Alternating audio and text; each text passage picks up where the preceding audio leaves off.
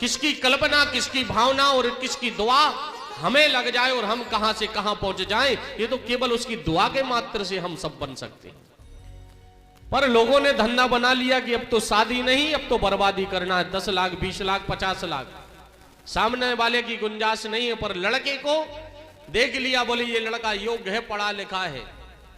आज के लड़के पढ़े लिखे नहीं, मूर्ख हैं, जो झुकना नहीं जानते, संस्कार नहीं जानते।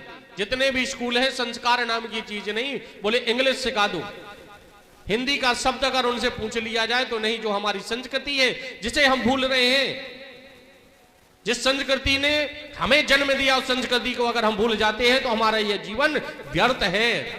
माता पिता को हम भूल जाते हैं, जिन्होंने हमें जन्म दिया, जिन्हें हम याद नहीं करते, जो दर दर भटक करके अपने दुख के तकलीफ में रह करके अपना जीवन यापन करते हैं, पर तुम्हें नहीं बताते, क्योंकि तुम्हें बताने से तुम्हें तकलीफ में रहोगे।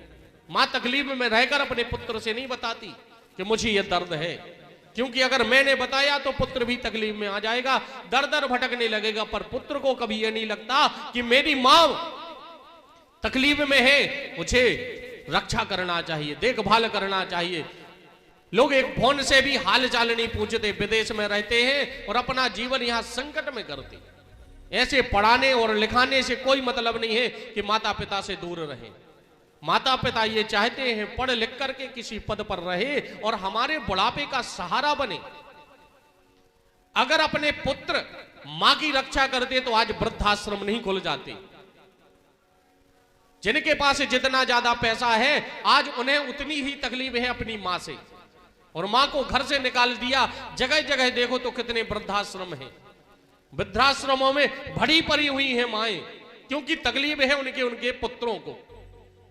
धन्य है वो पुत्र जो अपनी मां की रक्षा नहीं कर सकते, सेवा नहीं कर सकते। धन्य है वो बहू जो अपने सास ससुर की सेवा नहीं कर पाते, उन्हें तकलीफ है। क्या आगे चलने वाले समय पर तुम्हें वो पद नहीं मिलेगा? सास ससुर तुम भी बनोगे, जैसा करोगे वैसा भरोगे। और ये कलयुग है, कर युग करो और भोगो, कहीं और नहीं। इसी युग में तुम्हें दिखाना होगा और तुम देखोगे।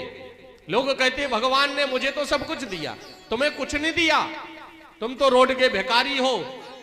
जिसे जीवन में मां का आशीर्वाद नहीं मिला, मां का दिल से दुआ ना मिली हो, वो धनवान है। जिसे दुआ मिल जाए, मां का आशीर्वाद मिल जाए, वो धनवान है। धन तो हाथ का मैल है, कब धुल जाए और कब निकल जाए। हम कब कितना पैसा कमा ले ये तो हमें मालूम नहीं। कि पैसा कभी किसी के साथ गया हो तो बताओ।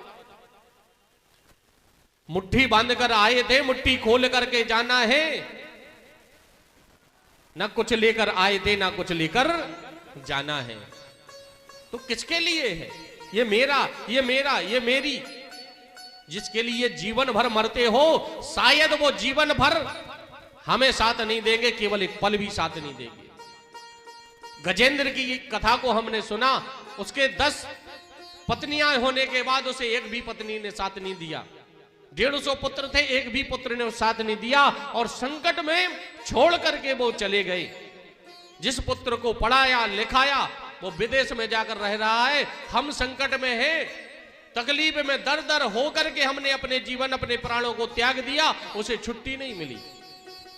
बोले वो तो वीजा पर गए हैं और वो 5 साल के एग्रीमेंट पर गए हैं। 5 साल का कोटा है महाराज जी, 1 करोड़ का।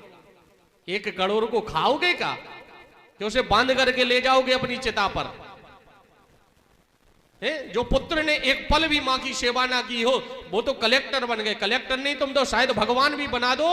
और जिस मां के हृदय से अगर दुआ की जगह बद्दुआ निकल गई, जीवन भर कभी सुखी नहीं रहोगे। चाहे वो बहू हो, चाहे लड़का हो, कोई भी रिश्ता हो, रिश्ता कायम होता है केवल अपन से। रिश्ता बनता है मन से, विश्वास से।